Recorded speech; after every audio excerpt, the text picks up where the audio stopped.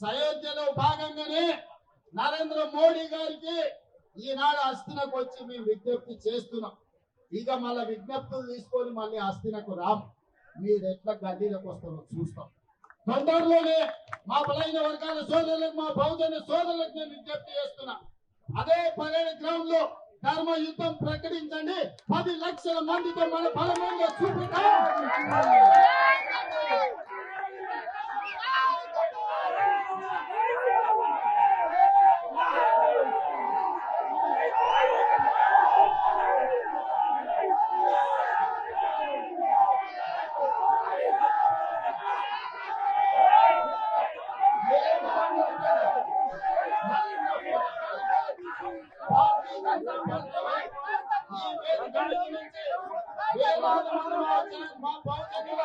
సమక్షంలో భారతీయ జనతా పార్టీ జారీ చేస్తున్నా.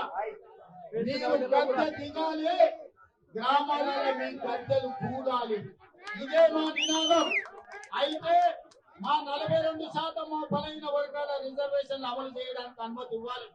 ఒకవేళ మా బలైన వర్గాల 42% రిజర్వేషన్లకు మీరు చట్టాలను మార్చి మాకు సహాయం చేయకపోతే మీరు గద్దె దిగాల్సిందే, మీ గద్దెలు కూడాల్సిందే. గ్రామాలలో మా బలైన వర్గాల సోదరుల ఇప్పుడు రాకపోతే ఎప్పుడు రాదు, ఇప్పుడు రాకపోతే ఎప్పటికీ రాదు. ఇంత ఊపు మళ్ళీ తేవు. ఈనాడు నేను విజ్ఞప్తి చేస్తున్నా.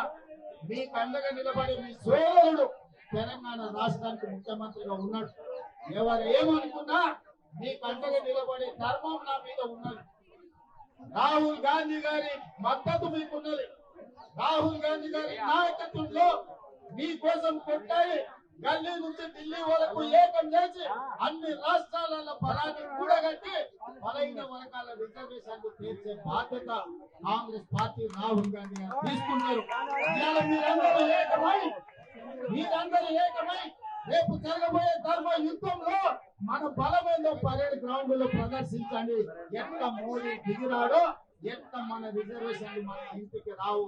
ఒకవేళ అది రాకపోతే ఎర్ర కోట మీదనే మనమే జెండా ఎగరేసుకున్నాం. సోదరులారా, మేము గౌరవంగా ఉన్నాం, మీ గౌరవం ఇచ్చినాం. అందుకే ఇవాళ జంతర్ మంతర్కి వచ్చినాం.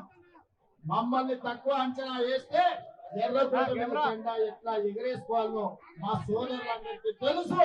మేమందరం కలిసి ఎర్రకోట మీద జెండా ఎగరేస్తాం, మా రిజర్వేషన్లను సాధించుకుంటామని తెలియజేస్తూ ఇక్కడికి విచ్చేసిన వేలాది మంది మా బహుజనులకు అందరికీ ధన్యవాదాలు తెలియజేస్తూ సెలవు తీసుకుంటున్నాం.